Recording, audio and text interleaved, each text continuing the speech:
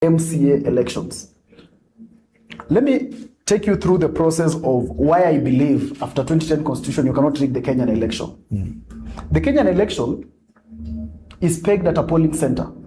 Do you know how many votes we have at a polling center? A polling center cannot have more than 700 votes. Okay?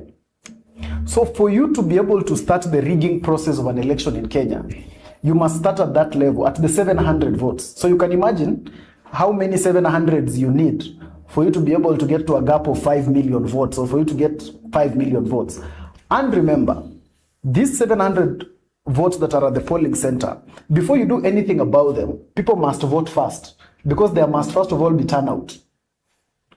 So you can't start by saying 700 people voted. No, you must start by waiting until they vote, so that you know out of the 700, maybe 200 are the ones who will turn up. So after these people have turned up, they must be able to be the same number, both on the physical form and the electronic. That's why there's a place when you're going to vote, there's a place you sign, and then there's a place you put your finger. So look at the process. The physical form must say 200 people. Electronically, it must be 200 people.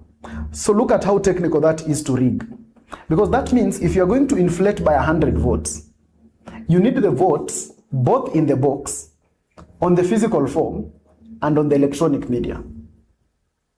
And then you need to walk around in how many centers of 700 votes each. Now, after finishing that process, each of those votes must be signed by all the agents. And after they sign, it must be pinned on the door of that classroom. So that is our process of actually having that election. It is so complex that I personally believe it is impossible. That's why even in 2017, when the courts annulled the election, they did not say the numbers had a problem. They said there was a problem with the process as envisioned in the constitution. They said some of the forms did not have serial security codes. They never said that the votes were supposed to be 3,000, but they found them to be 5,000.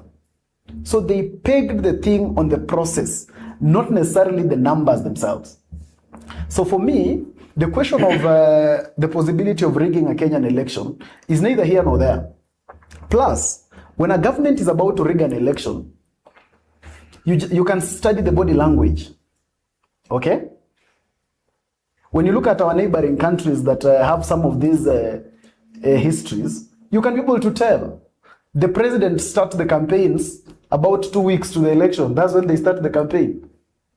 Because if you're sure of the results, you don't need to struggle. But what about the Kenyan election? Yeah? What about the Kenyan election? The president now is busy meeting agents. He's meeting aspirants. He's meeting people in Nyeri. He's planning the election. UDA is on the road every other day. They are very serious with the by-elections.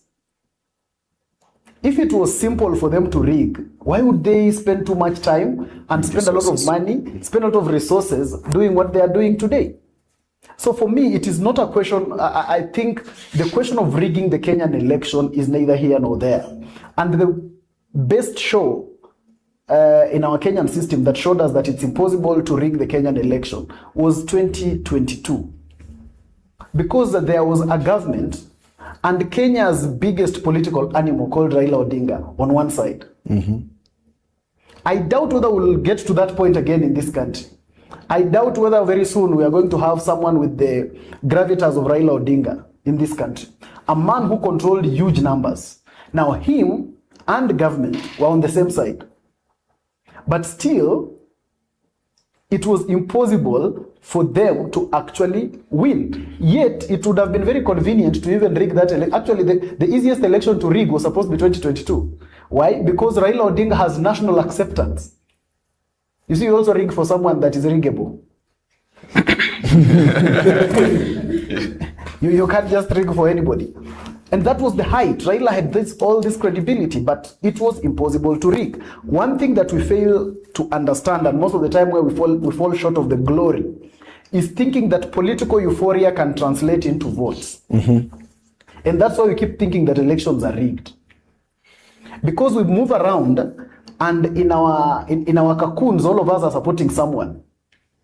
And when the results come that our person has not won, then we tend to believe that the election was rigged.